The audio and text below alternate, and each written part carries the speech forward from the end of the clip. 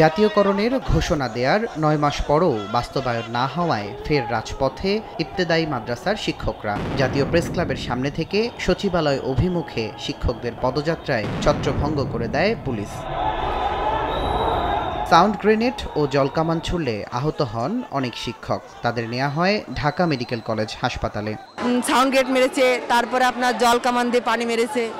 আমরা মহিলা ভাই, আমরা সংসার ছেড়ে বসে আছি এখানে। ৫০-৬০ জনের মতো শিক্ষক সেখানে গুরুতর আহত হয়। ১৭ দিন ধরে আমাদের শিক্ষকরা এই রাস্তাঘাটে পড়ে আছে। বুধবার সন্ধ্যায় শিক্ষকদের আন্দোলনে একাত্মতা জানাতে আসেন এনসিপির কেন্দ্রীয় নেতৃবৃন্দ। বৃহস্পতিবারের মধ্যে ইবতেদায়ী শিক্ষকদের দাবি পূরণ না হলে তাদের সঙ্গে সর্বাত্মক আন্দোলনে নামার হুঁশিয়ারি দেন দলটির যুগ্ম আহ্বায়ক আরিফুল ইসলাম আদিব।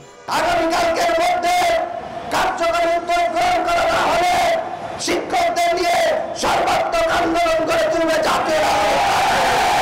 শিক্ষকদের উপর পুলিশের হামলার নিন্দা জানান এনসিপির যুগ্ম সদস্য সচিব তাসনিম জারা। পুলিশকে পাঠাইছে আপনাদেরকে নির্যাতন করার জন্য, একটা শান্তিপূর্ণ অবস্থানে কেন? বিপ্লব পরবর্তী বাংলাদেশে পুলিশের তো এই ভূমিকা থাকার কথা ছিল না। পুলিশ সংস্কারের একটা কমিশন হয়েছে, সেই কমিশন রিপোর্ট জমা দিয়েছে, সেটা বাস্তবায়নের পথ কতদূর? দাবি পূরণ না হওয়া পর্যন্ত আন্দোলন চালিয়ে যাওয়ার ঘোষণা দেন ইবতেদায়ী মাদ্রাসার শিক্ষকরা। তুষার আহমেদ ইমন, সময় সংবাদ, ঢাকা।